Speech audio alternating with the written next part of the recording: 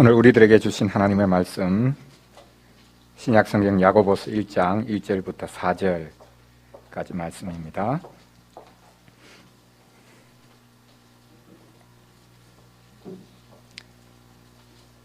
우리 같이 한 목소리로 읽고 제가 13절부터 18절까지를 다시 한 번 더 봉독하겠습니다. 야고보서 1장 1절부터 4절까지 말씀 우리 같이 읽겠습니다. 하나님과 주 예수 그리스도의 종 야고보는 흩어져 있는 12지파에게 문안하노라. 내 형제들아, 너희가 여러 가지 시험을 당하거든 온전히 기쁘게 여기라. 이는 너희 믿음의 시련이 인내를 만들어내는 줄 너희가 알미라. 인내를 온전히 이루라. 이는 너희로 온전하고 구비하여 조금도 부족함이 없게 하려 함이라. 13절입니다. 사람이 시험을 받을 때 내가 하나님께 시험을 받는다 하지 말지니 하나님은 악에게 시험을 받지도 아니하시고 친히 아무도 시험하지 아니하시느니라. 오직 각 사람이 시험을 받는 것은 자기 욕심에 끌려 미혹됨이니 욕심이 잉태한 적 죄를 낳고 죄가 장성한 적 사망을 낳느니라. 내 사랑하는 형제들아, 속지 말라. 온갖 좋은 은사와 온전한 선물이 다 위로부터 빛들의 아버지께로부터 내려오나니 그는 변함도 없으시고 회전하는 그림자도 없으시니라. 그가 그 피조물 중에 우리로 한 첫 열매가 되게 하시려고 자기의 뜻을 따라 진리의 말씀으로 우리를 낳으셨느니라. 아멘.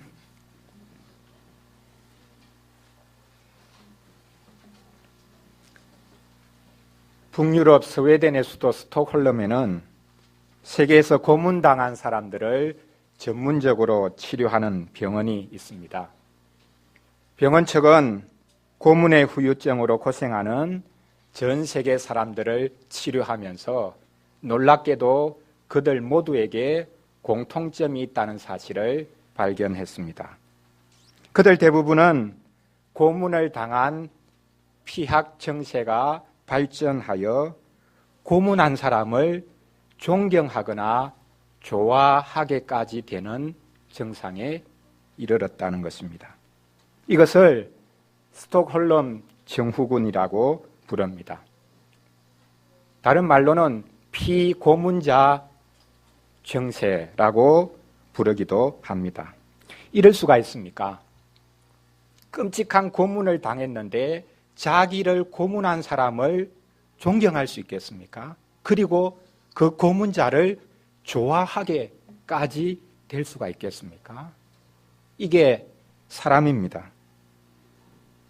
극한 상황에 처하면 사람은 자기 보호 본능이 발동하여 합리적으로 생각하고 판단할 수가 없습니다. 사람은 자신이 당하는 고난에 이성적으로 반응하는 것이 아닙니다. 합리적으로 반응하기보다는 오히려 본능에 따라 움직입니다. 고난이 커지면 사람은 그 고난을 신비화하기까지 합니다. 우리 기독교는 시험과 고난을 무조건 참으라고 하는 종교가 아닙니다. 오늘 말씀에도 보니 시험이 올 때 참으라라고 말씀하시는 것이 아니라 시험이 올 때 기뻐하라 라고 말씀합니다. 그런데 기뻐하라는 말씀이 더 이상합니다. 기뻐하라는 말씀이 더 이해하기 힘듭니다. 성경에서 이곳저곳에 핍박을 당할 때 기뻐하라 라는 말씀이 있습니다. 그럼에도 불구하고 우리는 기뻐하는 것보다는 참으라 라는 말씀이 훨씬 쉽게 이해가 됩니다. 참는 것은 좀 하겠는데 기뻐하는 것은 너무 하기 힘듭니다. 야고보서 1장 12절 말씀에 보면 시험을 참으라 라는 말씀이 나오기는 하지만 야고보는 시험 받는 교회를 향해서 가장 먼저 선언적으로 외치기를 너희가 여러 가지 시험을 만날 때 기뻐하라. 기뻐하는 정도가 아니라 모든 기쁨으로 기뻐하라 라고 권고하고 있습니다. 시험이 올 때에 두 손을 들고 쌍수를 들고 환영하면서 좋아요, 반갑습니다, 환영합니다. 그렇게 크게 외치라는 것입니다. 믿는 사람들이 전부 다 마조이스트가 되라는 말이 아닐진데 어떻게 시험을 기뻐하라는 말이겠습니까? 매 맞는 것을 은근히 즐기는 사람이 있다고 합니다. 기독교인은 그렇게 되라는 말입니까? 지난주에 살펴보았듯이 야고보서에서 말하는 시험은 없어야 할 시험입니다. 시험거리가 없다는 말이 아닙니다. 타락한 현실 속에 우리가 살아가고 있기 때문에 무수한 시험거리가 있습니다. 그런데 그 타락한 현실에 우리의 욕심이 반응해서 시험거리를 계속 양산해내지 말라, 시험거리를 확대 재생산하지 말라라는 뜻입니다. 우리가 세상 속에 살고 있는 한 늘 시험을 받을 수밖에 없지만 그런 것들에 시험받지 말라, 시험이 있는데 시험받지 말라라고 말씀합니다. 하나님이 왜 나를 시험하십니까? 라고 불평하지 말라는 것입니다. 시험은 우리가 욕심을 부려서 미혹당하는 것이기 때문입니다. 모든 게 다 시험거리일 수 있지만 그 시험거리를 시험으로 받으면 안 된다. 그것이 야고보의 전언입니다. 야고보서에서 말하는 시험은 없어야 되는 시험인데, 그러나 아이러니하게도 야고보는 자기의 편지를 쓰면서 처음부터 시험을 기뻐하라 라고 말하고 있습니다. 없어야 될 시험인데 시험이 왜 기쁜 것이라고 말하고 있습니까? 야고보는 시험 자체를 기뻐하라고 한 것이 아닙니다. 시험이 올 때에, 시험거리가 있을 때 그것에 믿음으로 반응하면 그 시험거리가 우리에게 무언가를 만들어주기 때문에 기뻐하라는 것입니다. 시험거리가 우리에게 무언가를 만들어준다고 합니다. 그것이 무엇이겠습니까? 오늘 우리는 시험을 연단거리로 삼으면 온갖 좋은 것이 만들어진다라는 주제로 말씀을 살펴보도록 하겠습니다. 첫째로는 시험 받지 말고 연단을 받으라라는 것을 살펴보겠습니다. 두 번째로는 시험 받지 말고 인내를 이루라라는 것을 살펴보겠습니다. 마지막 세 번째로는 시험 받지 말고 온전함으로 나아가라라는 것을 살펴보겠습니다. 첫째로 시험 받지 말고 믿음으로 반응하여 연단을 받으라라고 오늘 본문이 말씀하고 있습니다. 3절에 보니 야고보는 시험을 말하다가 갑자기 시련으로 옮겨갑니다. 믿음의 시련이라는 표현이 등장합니다. 여러분, 시험과 시련의 차이가 무엇입니까? 우리가 세상 속에 살고 있으니 시험거리, 유혹거리들이 너무나 많습니다. 우리는 그 모든 시험거리 또한 유혹거리들에 시험받으면 안 됩니다. 야고보는 한마디로 말합니다. 시험받지 말라. 시험받지 말고 시험거리들, 그 모든 유혹거리들을 연단거리로 삼으라 라고 말하고 있습니다.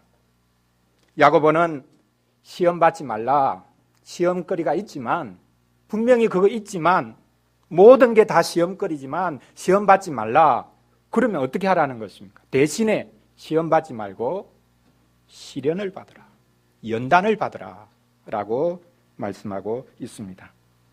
여기서 말하는 시련은 연단이라는 말인데 용광로 속에 철광석이 들어가서 재련되는 것을 말합니다. 온갖 잡동사니들이 가득 차 있는 철광석이 용광로 속에 들어가서 녹으면 불순물들이 다 떨어져 나갑니다. 그리고는 순수한 철광석을 얻을 수 있지요. 그것처럼 시험거리를 시험으로 받지 말고 여러분을 연단하는 계기로 삼으라. 그것이 야고보의 권면입니다. 여기서 우리는 학교에서 시험 치는 것, 그것을 생각을 해볼 수 있습니다. 자, 우리 친구들 학교에서 시험 치는 거 좋아요? 싫어요? 시험 치는 거 좋은 친구 손 들어보세요. 아무도 없습니까? 왜 시험을 칩니까? 시험 없으면 좋지 않습니까? 시험을 쳐야 나의 실력을 정확하게 평가할 수 있지요. 그런데 일제고사의 폐해도 만만치 않습니다. 사지선다형 시험을 가지고 학생을 온전히 평가할 수 있겠습니까? 시험을 가지고 학생을 온전히 평가할 수 없습니다. 그런데 신자에게는 다릅니다. 신자에게 오는 시험거리는 그 신자의 믿음을 정확하게 판가름해 줄 뿐만 아니라 그의 믿음을 성숙시키는 계기가 됩니다. 교회가 세상 속에 있기 때문에 온갖 시험을 당합니다. 우리의 욕심이 거기에 적극적으로 반응하기도 합니다. 이때 우리의 모습이 적나라하게 드러납니다. 평상시에는 웃는 얼굴로 이웃이나 성도들을 대한다 할지라도 이게 문제가 걸리면 딱 얼굴 표정이 바뀌어버립니다. 이게 우리의 모습입니다. 시험거리가 우리 자신의 믿음의 현 주소를 가장 분명하게 드러내어 준다는 말입니다. 믿지 않는 사람들에게는 이 세상에서 일어나는 일이 시험거리가 아닙니다. 원래 그러려니, 원래 이 세상은 악한 일들, 안 좋은 일들, 불행한 일들 다 일어나려니 생각합니다. 그래도 마음이 약하거나 소심한 사람들은 시험을 받지요.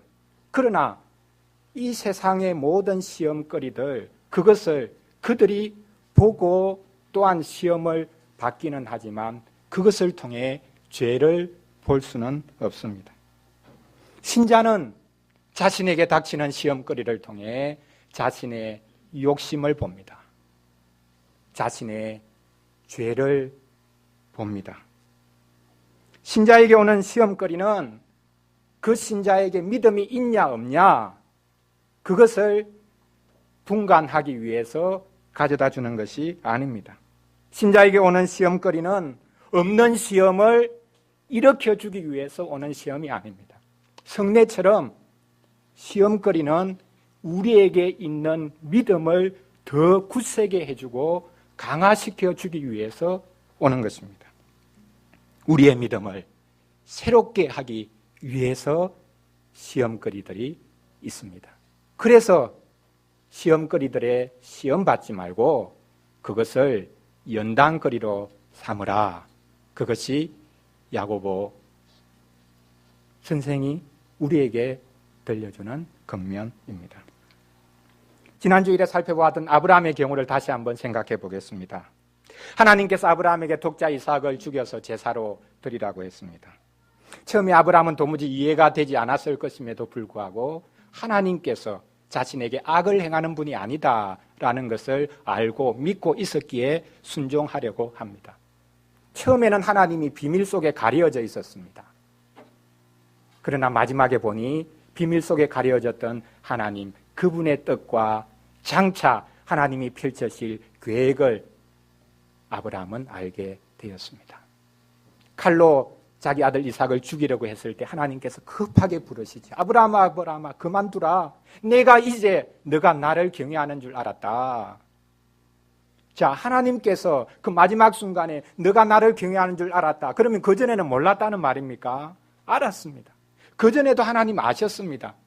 근데 왜 이제 알았다고 말씀하십니까? 하나님께서는 아들 이삭의 죽음이 아니라 다른 죽음, 다른 희생 제물을 준비해 두셨습니다. 하나님께서 아브라함을 시험하신 것이 분명하지만 아브라함에게 지금 가장 복된 선물을 보여주기 위해서 하나님께서 이 일을 벌이신 것입니다. 이삭의 죽음이 그들을 구원해 주는 것이 아니라 하나님이 준비해 주시는 희생 제물, 그것에 의해서 하나님의 백성들이 구원받을 수 있고 참 복을 누릴 수 있다라는 것을 하나님께서 아브라함에게 최초로 보여주신 것입니다.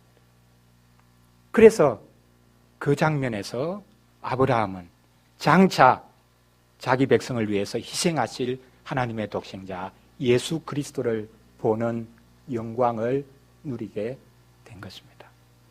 자, 그렇다면 이 시험은 아브라함을 넘어뜨리기 위해서 하신 시험입니까? 아닙니다. 아브라함에게 가장 큰 선물을 보여주시기 위해서 하나님께서 아브라함을 부르신 것입니다. 야고보는 시험거리가 이렇게 우리의 믿음을 실현한다라고 말합니다. 여기 본문에서 말하는 믿음은 구약 성경식으로 말하자면 진리입니다. 진리가 무엇입니까? 우리는 어떤 학문적으로 뭔가 옳은 것을 진리라고 생각하지만 성경에서 말하는 진리는 철저하게 하나님과의 관계를 말합니다. 신실함이 진리입니다. 시험거리가 우리의 믿음을 실현한다는 것입니다. 시험거리가 오는데 그 시험거리는 우리의 신실함, 하나님을 신실하게 믿고 있는지 그것을 실현하고 연단한다라는 뜻입니다. 사실 하나님만이 신실하신 분입니다. 하나님만이 믿을 만한 분입니다. 그렇다면 믿음이라는 말은 하나님께도 적용할 수 있습니다. 하나님의 믿음. 하나님은 시련을 통해서 믿음이 굳세어지는 분이 아닙니다. 연단을 통해서 믿음이 정화되는 분이 아닙니다. 하나님은 처음부터 신실하신 분이었습니다. 처음부터 오직 유일하게 믿음 있는 분이셨습니다. 하나님께서 그 믿음에, 그 신실함에 우리를 동참시켜 주시기 위해서 온갖 종류의 시험거리들을 허락하신다는 말입니다. 우리는 시험거리들을 통해 우리의 신실함이 연단을 받습니다. 시험거리가 우리 믿음에 끼인 불순물들을 제거하고 순수함으로 하나님을 향한 신실함으로 충성됨으로 나아갈 수 있는 복을 누리게 됩니다. 그러므로 시험거리들을 기뻐하지 않을 수 없습니다. 둘째로 시험거리들에 시험받지 말고 인내를 만들어내라. 그것이 야고보 선생의 권면입니다. 3절 말씀에 보면 시험을 연단거리로 삼을 때에 생겨나게 되는 그 어떤 것을 말하고 있습니다. 시험거리가 우리의 믿음을 연단해서 인내를 만들어낸다라고 말합니다. 시련을 통해 만들어지는 인내가 얼마나 아름다운 덕목인지 모릅니다. 우리가 인내라고 하면 이를 꼭 다물고 입술을 깨물고라도 무언가를 참아내는 것을 생각합니다. 그렇지 않습니다. 물론 이 인내라는 것이 승리적인 용어는 아닙니다. 이 인내라는 것은 무엇 아래에서 위에서부터 무겁게 짓누르는 것이 있는데 그 아래에서 계속 떠받치면서 아니면 매달려 있는 그 상태를 가리키고 있습니다. 매일같이 한결같이 힘겹게 반복되는 노동을 연상시키는 단어이기도 합니다. 학생 시절에 체력장이 있었습니다. 달리기도 있고 멀리뛰기도 있고 팔굽혀펴기도 하고 했는데 그 중에 하나가 이 철봉에 오래 매달려 있기였습니다. 그럼 남학생들이 철봉에 더 오래 매달려 있겠습니까? 여학생들이 철봉에 더 오래 매달려 있겠습니까? 경험이 없습니까? 여학생들이 더 오래 매달려 있죠. 이 힘으로 되는 게 아니고 힘으로 밀어붙이는 게 아니거든요. 끝까지 인내하면서 그냥 붙잡고 있는 것, 이게 오래 매달려 있기, 철봉에 매달려 있기가 테스트 하는 것입니다. 인내라는 것, 이것은 오래 계속해서 매달려 있는 것을 말합니다. 1세기 유대 철학자 필로는 이 인내가 모든 덕 중에 여왕이다 라고까지 말했습니다. 왜냐하면 인내야말로 가장 오래 가는 것, 끝까지 갈 수 있는 덕목이기 때문이다 라고 말했습니다. 그렇습니다. 일시적인 유행이나 관심, 또 일시적인 충동으로서는 이 인내가 만들어지지 않습니다. 충동적인 것이 아니라 한결같은 것, 그것이 인내입니다. 오직 연단된 믿음으로만 우리는 이 인내를 얻을 수 있습니다. 믿음이 계속해서 연단을 받을 때에 이 인내가 만들어집니다. 하던 일을 끝까지 계속할 수 있습니다. 하다가 물리면 다른 것 해보았다가 또 이것저것 관심거리들을 찾아가는 것이 아니라 한 번 하나님께서 세워주신 그 자리에서 끝까지 인내하며 나아갈 수 있는 것, 그것이 이 인내라는 덕의 참 아름다움입니다. 끝까지 소망 가운데 주를 바라볼 수 있는 것, 얼마나 큰 복입니까? 사람은 시험거리를 통해서 단단해집니다. 그런데 이 단단해지는 것, 인내를 이루는 것은 한순간에 이루어지는 것이 아니라 과정이 필요합니다. 우리가 바벨을 드는 경우를 생각해 보아도 마찬가지입니다.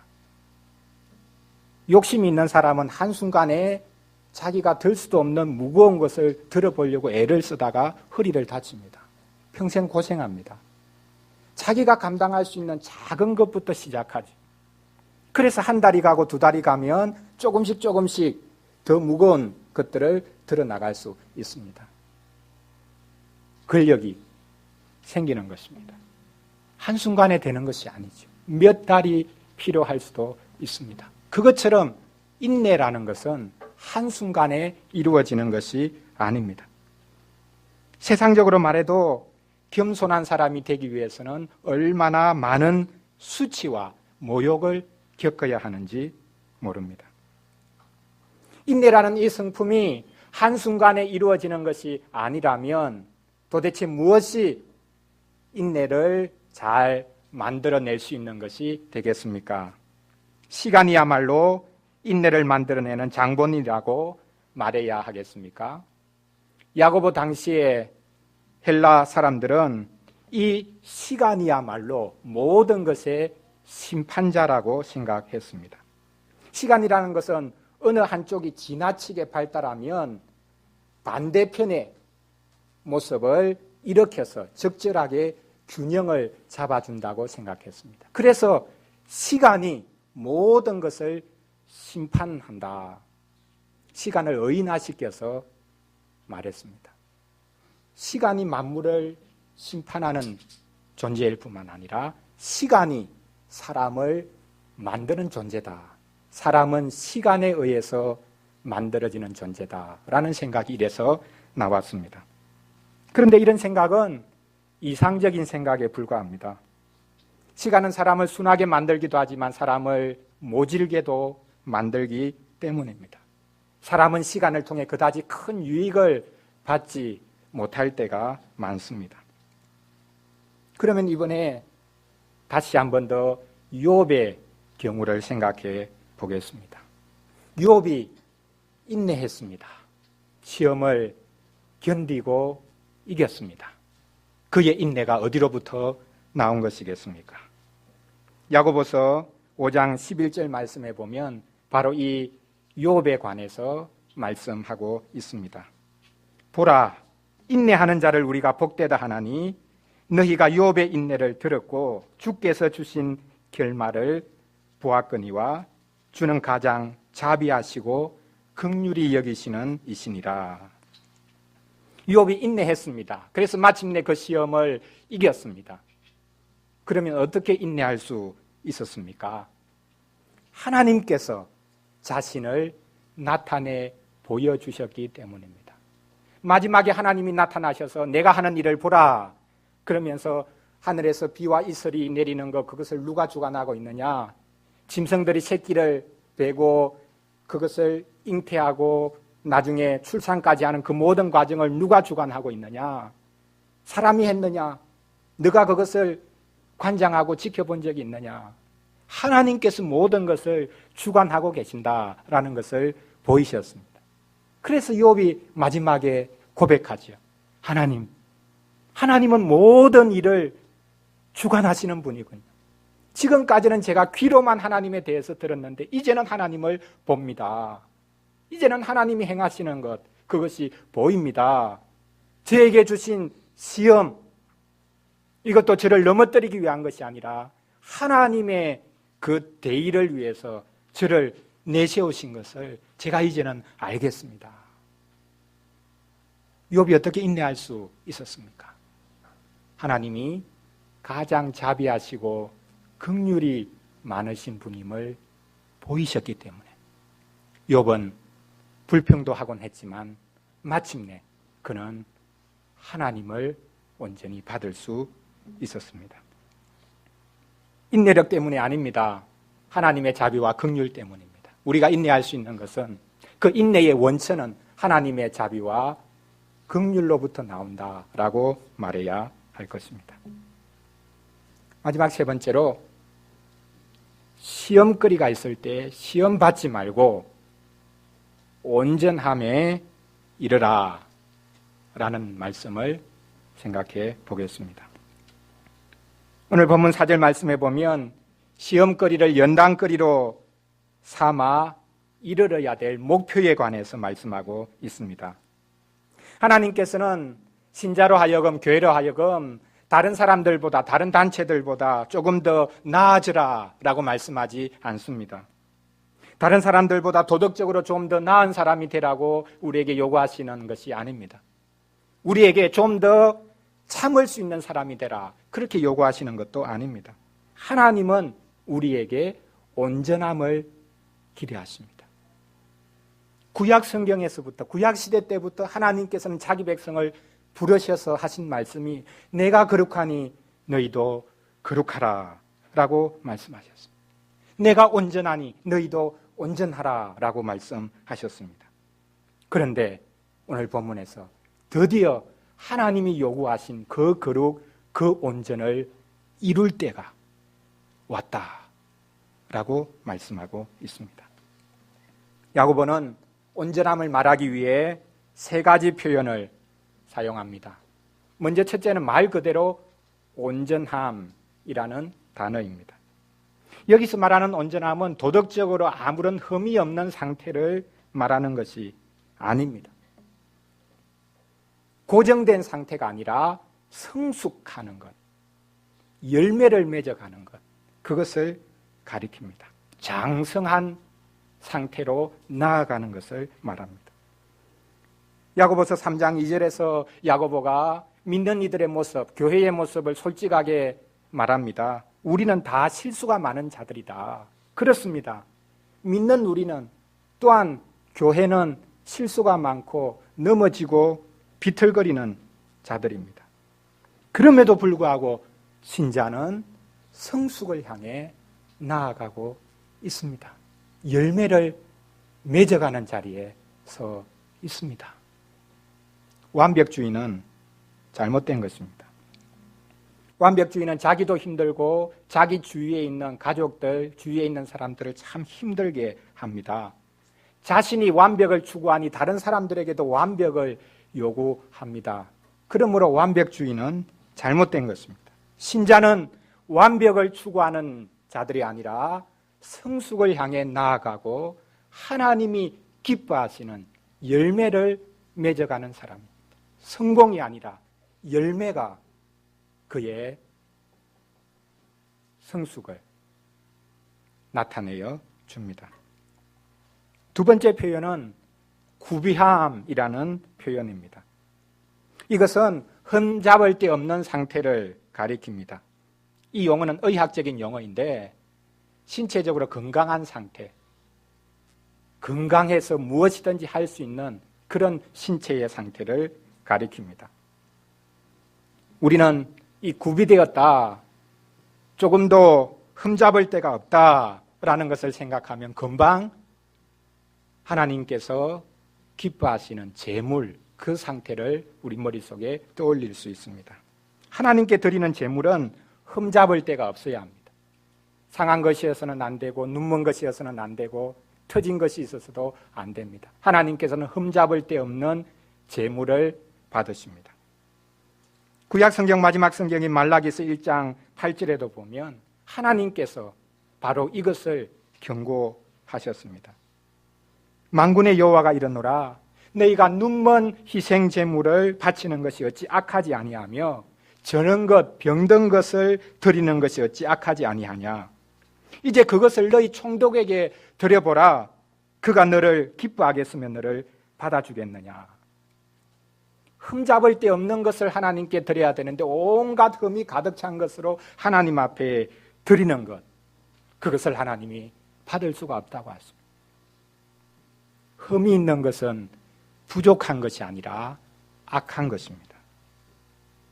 시련을 통해 하나님께서는 우리를 흠없는 재물처럼 받으시는 자리로 이끌겠다라고 말씀하고 계십니다. 마지막 세 번째 표현은 조금도 부족함이 없게 하는 것입니다. 조금도 부족함이 없는 상태가 어떤 것이겠습니까? 바꾸어 보면 한 가지라도 부족하면 안 된다, 그런 뜻일 것입니다. 그 딱 한 가지 부족한 것에 관해서 예수님이 말씀하신 적이 있습니다. 어떤 부자 관리가 와서 예수님께 제가 어떻게 하면 영생을 얻을 수 있겠습니까? 물었습니다. 예수님께서 대답하시죠. 십계명 있지 않냐? 십계명 지키라. 예수님, 그건 제가 어릴 때부터 다 지켜왔습니다. 제가 뭐 다른 부족한 게 있겠습니까? 이때 예수님께서 너에게 딱 한 가지 부족한 게 있다. 너의 재산을 팔아서 가난한 자들에게 주고 나를 따르라.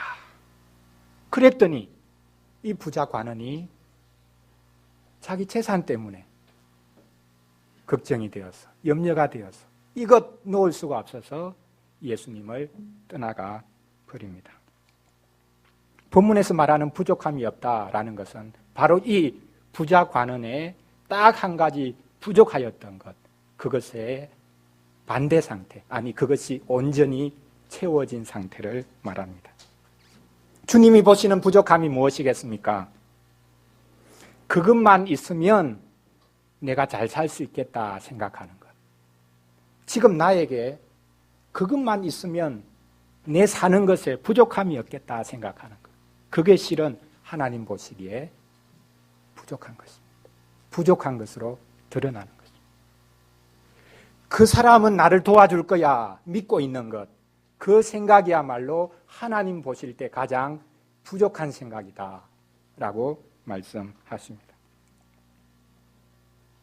시련을 겪어야 사람이 온전해진다고 하니 모름지기 사람은 고생을 해야 사람이 된다는 말이겠습니까? 남자는 군대 갔다 와야 사람이 된다, 그 말도 있습니다. 맞습니까? 남자는 군대 갔다 와야 사람이 된다. 군대 가기 전에는 사람이 아니고 군대 갔다 와야 사람이 된다.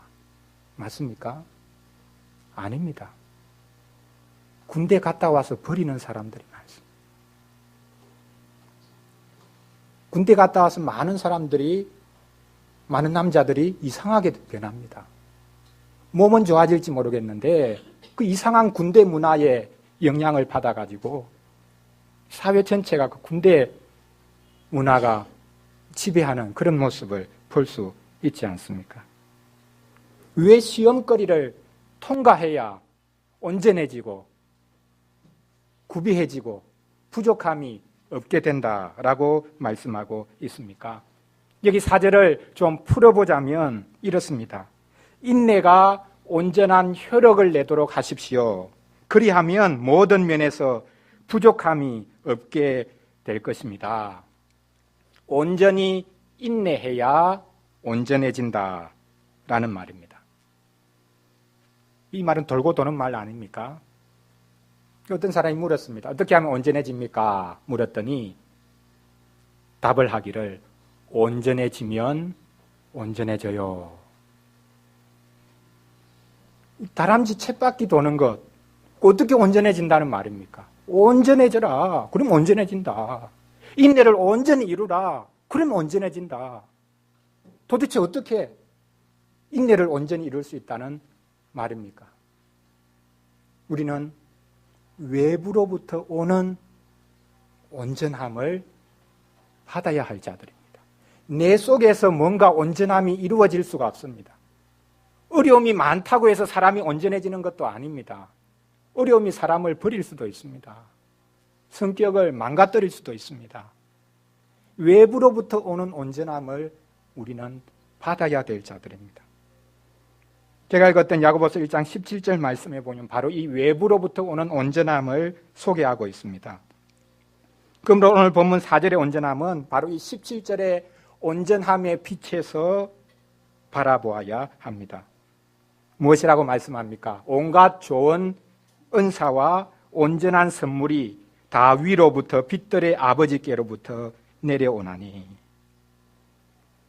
신자는 모든 좋은 은사를 받았습니다. 이미 온전한 선물을 받았습니다. 신자는 없는 온전함을 이루려고 아둥바둥 애쓰는 자들이 아닙니다. 고생하면 사람이 되는 것이 아닙니다. 고생한 사람 치고 다른 사람들 고생시키지 않는 사람이 많지 않습니다. 나도 고생해봤으니 너도 고생해야 사람이 된다. 그렇게 사람을 닥달하지 않습니까? 고생이 우리를 온전하게 만드는 것이 아닙니다. 온전함은 고생스러운 환경에서 오는 것도 아니고 타고난 성격의 문제도 아닙니다. 신자의 온전함은 하나님이 보내주신 온전한 선물, 우리 주 예수 그리스도를 받는 것에 있습니다. 신자는 온전한 선물이요, 또한 온전한 제물이 되신 예수 그리스도를 받은 자들입니다. 하나님은 그리스도의 고난을 통해 우리를 하나님의 온전함 가운데로 참여시켜 주십니다. 하나님께서 시험거리가 많은 이 세상에 우리를 두신 것은, 빨리 데려가지 않고 두신 것은 그리스도를 통해 우리를 하나님의 그 온전한 성품 가운데로 참여시켜 주시기 위함입니다. 그러므로 어린이를 위한 질문 3번 문장처럼 온전한 선물인 그리스도를 받은 신자만이 시험을 통해서 온전해집니다. 이것이 비결입니다. 온전함을 얻을 수 있는 비결은 온전한 선물인 예수 그리스도를 받을 때 가능합니다. 사랑하는 성도 여러분, 고난과 시험을 신비화시키지 마십시오. 우리는 고난과 시험을 숭상할 이유가 없습니다. 시험은 좋은 게 아닙니다. 야고보서에서 말하는 시험은 중립적인 게 아니라 나쁜 것입니다. 없어야 될 시험입니다. 우리가 받지 말아야 될 시험입니다. 그런데 우리는 시험을 받습니다. 우리 속에 아직까지 욕심이 남아있기 때문입니다. 우리는 없는 시험을 있는 것처럼 생각하면서 하나님께 불평하면 안 되겠습니다. 하나님 왜 저를 시험하십니까? 또 어떤 경우에는 자신이 욕심으로 넘어져 놓고 마귀 때문에 그렇다라고 말을 하기도 합니다. 우리는 모든 시험거리들을 자신의 믿음을 연단시키는 계기로 삼아야 할 것입니다. 하나님을 향한 신실함, 또한 교회를 향한 충성됨을 연단하는 계기로 삼아야 할 것입니다. 모든 시험거리를 통해 하나님이 일하고 계십니다. 하나님은 가장 악한 것에서 가장 좋은 것을 만들어내는 분입니다.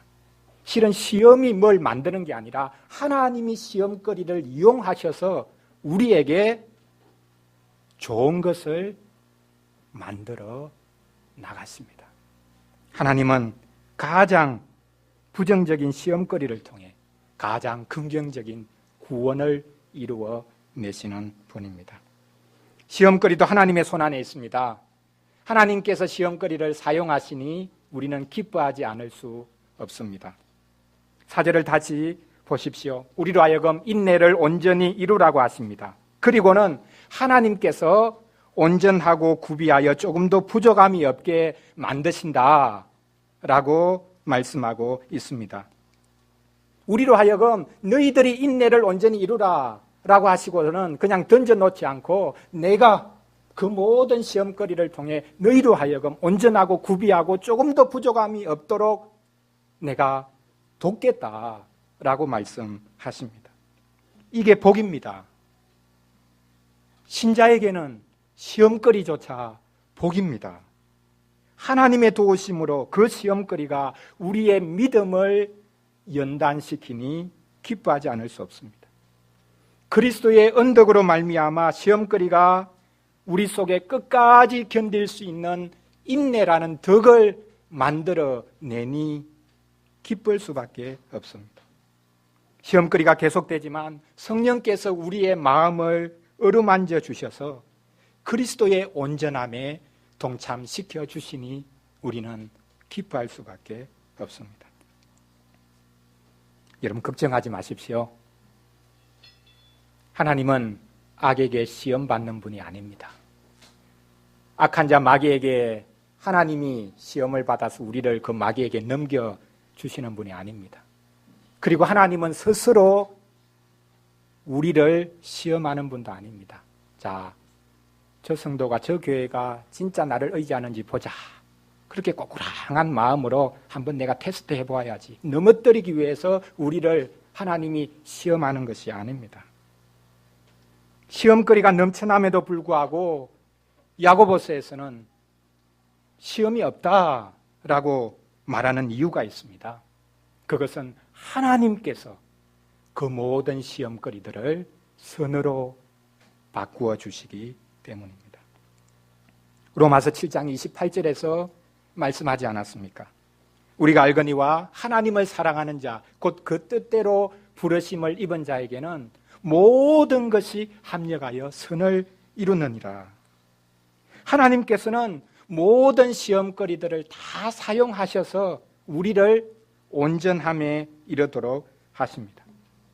우리가 하나님께 불평하지 않고 예수 그리스도를 꼭 붙잡는 한 우리는 결국 온전함에 이르게 될 것입니다. 어떤 시험거리도 우리에게 손해되는 것은 없을 것입니다. 우리가 욕심으로 반응하는 것이 아니라 믿음으로만 반응하면 모든 시험거리가 우리의 구원을 이루는 밥이 됩니다. 그것이 시험거리가 우리의 구원을 온전케 하는 것이 되어집니다. 이번 한 주간도 하나님을 기뻐함으로 모든 시험거리가 연단거리가 되는 복을 누리시기를 바랍니다. 기도하겠습니다. 하나님 아버지, 우리는 하나님이 늘 호시탐탐 우리를 시험하신다고 생각하면서 주눅들어 있습니다. 그런 우리를 향해 나는 너희를 시험하지 않는다고 하시니 감사합니다. 하나님이 우리를 시험하시는 것이 아니라 시험에서 넘어뜨리려고 하시는 것이 아니라 우리 욕심이 수많은 시험거리들을 만들고 있사오니 우리에게 자비와 긍휼을 베풀어 주시옵소서. 모든 시험거리들을 연단거리로 삼아 우리의 믿음이 굳세어지고 마지막까지도 참을 수 있는 사람이 되고 온전함에 이를 수 있는 복을 내려 주시옵소서.